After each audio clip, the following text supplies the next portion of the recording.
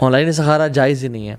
ہمارے ہاں تو اللہ معاف کرے بہت بڑا ٹرینڈ ہے کہ مولوی پیسے کمانے کے چکر میں یا ریٹنگ بڑھانے کے چکر میں یا لائیو کالز دینے کے چکر میں مولوی بھی اور اینکرز بھی سب ملی بھگت ہے. تو آن لائن استخارہ جی فار ایگزامپل کہ پیر صاحب بیٹھے ہیں, عالم صاحب بیٹھے ہیں, پتہ شیخ صاحب بیٹھے ہیں, کوئی بھی بیٹھا ہے اور آن لائن استخارہ لا یجوز, جائز ہی نہیں ہے. یہ استخارہ آپ کا پرسنل میٹر ہے, آپ کے پرسنل دل کا معاملہ ہے, اللہ تعالیٰ سے آپ پرسنل سوال کر رہے ہیں, آپ خود استخارہ کریں گے. تیسری شہر میں بیٹھا ہوا بندہ لائیو کال پہ جس کا شکل بھی نظر نہیں آ رہی اور پیچھے بیٹھ کے وہ فوراً سے استخارے کا رزلٹ بھی آپ کو دے رہا ہے, فال نکال کے یا پتہ نہیں کیا کر کے قرآن کی کوئی پیج کھول کے, not at all, it's not allowed. ایک تو کسی سے استخارہ کروانا جائز نہیں ہے, دوسرا اس کا رزلٹ فوراً سے بتا دینا یہ پتہ نہیں کیسے کر لیتے ہیں, اور تیسری بات ہے کہ یہ فال نکالنا یا یہ لکی ڈرا یا یہ وہ کرنا کہ نیگیٹو نمبر آئے گا تو ٹھیک, اچھی بات نہیں, اگر پازیٹیو آئے گا تو یہ بالکل ٹھیک باتیں نہیں ہیں. ہاں کبھی کبھی فار ایگزامپل آپ جب بے قرار ہوتے ہیں, بے چین ہوتے ہیں, تو آپ قرآن کو کھول کے آپ قرآن کو پڑھنا شروع کر دیں, 2-4 پیجز میں آپ کو اس چیز کا آنسر مل جاتا ہے. دیٹس اندر تھنگ, وہ استخارہ نہیں ہے, وہ ایک ویسے ایک چیز ہے. لیکن کسی کو یہ کرنا یا خود میں استخارہ کرنے کے بعد قرآن کھولوں یا کوئی پیج کھولوں تو اگر میری نظر سب سے پہلے کسی اور نمبر آیت پہ پڑھے یا ایونٹ پہ پڑھے, یہ بالکل عجیب سی بتوقع باتیں ہیں. خواب میں ریڈ لائٹ کا آنا یا ریڈ کوئی چیز دیکھنا ایز اے نیگیٹو سائن اور گرین چیز دیکھنا ایز اے پازیٹیو سائن, یہ سگنلز والی جو پالیسی ہے نا وہ انسانوں کی ہے, وہ اللہ تعالیٰ کی نہیں ہے. کہ ریڈ سگنلز مینس کہ آپ رک جاؤ اور گرین مینس سے چلے جاؤ, تو یہ اللہ تعالیٰ بھی امیجن کسی کو بلو آ جائے پھر وہ کیا کرے, کسی کو یلو آ جائے پھر وہ کیا کرے, کہ وہ صرف انجن سٹارٹ کرے اپنا. واللہ عجیب کانسیپٹس ہیں ہمارے استخارہ کے مطابق, ٹھیک ہے. اچھا ایک اور وہ بھی ہے کہ اگر تم صبح اٹھو تو تمہارا چہرہ رائٹ سائڈ پہ ہو تو ٹھیک ہے, اگر تمہارا چہرہ لیفٹ پہ ہو تو نیگیٹو ہے. عجیب فضول بات ہے.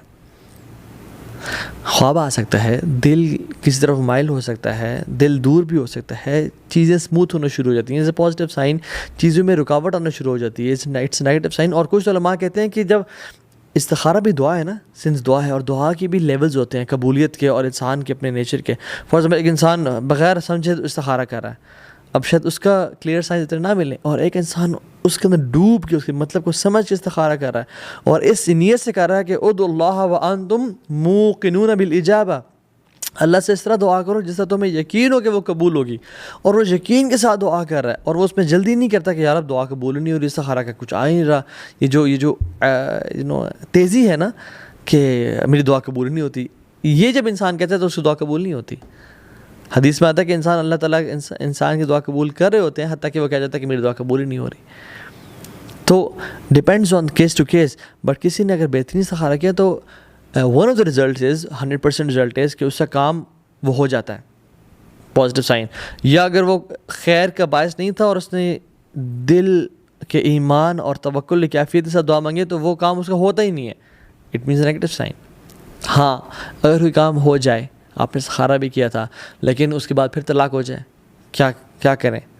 دیکھو میں نے تو استخارہ کیا تھا, میں نے تو یاد رکھیں اس میں خیر تھی, اس چیز میں پڑھنا ہی نہ, آپ کے لیے جانا ہی نہ اس سے بہتر تھا. اللہ تعالیٰ چاہتے تھے کہ آپ اس میں پڑھیں اور کچھ لیسن سیکھیں یا کچھ گناہ معاف ہوں آپ کے. انسان گناہ گار ہے, انسان کے بہت سارے معاملات ہوتے ہیں, اللہ تعالیٰ خیر کا ارادہ رکھتے ہیں انسان سے.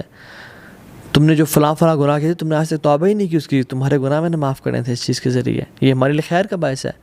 تم نے یہ لیسنز لرن کرنے تھے تاکہ تم آنے والی نسل کی تربیت کر سکو, وہ خیر ہے اللہ تعالیٰ کی طرف سے. کوئی بھی انسان کو کانٹا چبھتا ہے, ہمارے گناہ معاف ہوتے ہیں. اللہ تعالیٰ جنتوں میں درجات بلند کرنا چاہتے ہیں, اور لوگوں کے اعمال اتنے نہیں ہوتے کہ وہ نیک اعمال کر کے ان درجات تک پہنچ سکیں, تو اللہ تعالیٰ ان کو مصیبتوں اور بلاؤں سے آزماتے ہیں اور پھر وہ بڑے بڑے درجات اچیو کر لیتے ہیں. ابن قیم الجوزی رحمہ اللہ فرماتے ہیں کہ اگر انسان کی زندگی مصیبتیں اور مشکلات اور بلائیں نہ ہوتی تو ہم قیامت کے دن بھوکے ننگے آتے اللہ کے سامنے, کچھ بھی نہیں ہے, کچھ بھی نہیں ہوتا ہمارے پاس. یعنی ہم کہنے کا مطلب ہے ہم بینکرپٹ آتے ہیں کہ ہمارے پاس تو یار اب کچھ بھی نہیں ہے, ہم تو خالی ہاتھ آ جاتے ہیں. لیکن یہ مصیبتیں اور آفتیں ہیں جن پہ انسان صبر کرتا ہے, اور پھر کیا ہوتا ہے, انما یوفی الصابرون اجرهم بغیر حساب. پھر اللہ تعالیٰ صبر کا جو اجر دیتے ہیں نا وہ بغیر حساب کتاب کے دیتے ہیں. واللہ اللہ تعالیٰ کے ہر پلان میں, ہر فیصلے میں خیر اور بہتری ہے.